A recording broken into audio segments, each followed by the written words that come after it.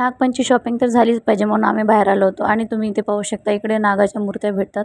शहरामध्ये कसं वारवण नसतं ना, म्हणून नागाच्या मूर्त्या घेऊनच पूजा करतात. आणि ते ज्वारीच्या लाह्या पण बनवले. ते गरम गरम सकाळी चहा घेतला आणि वरच्या एका ताईने सोसायटीमध्ये सत्यनारायणाची पूजा घातली होती.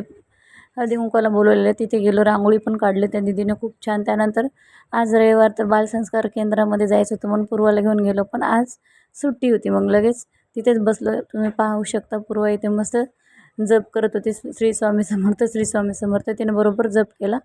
त्यानंतर मग आम्ही आईस्क्रीम खायला गेलो. आईस्क्रीमने पोट भरलं म्हणून लगेच रबडी पण मागवली, रबडी पण खाल्ली आणि शॉपिंगला गेलो. शॉपिंगमध्ये काय तर पूर्वाला ड्रेस घेतला, मला ड्रेस घेतला, बांगड्या घेतल्या, मेहंदी कोण मात्र विसरलं. म्हटलं चला नंतर घेऊ. त्यानंतर लगेच घरी आलो. घरी आल्यानंतर ज्वारी भिजायला ठेवली होती, कारण उद्यासाठी मला ज्वारीच्या लाह्या बनवायच्या होत्या म्हणून.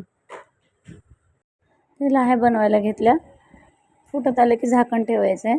सर्व झाल्यावर मी तुम्हाला दाखवतेच. आणि ते तुम्ही शॉपिंग बघून घ्या, ड्रेस. आणि ते बघा करटुल्याची भाजी, करटुले पण आणले होते.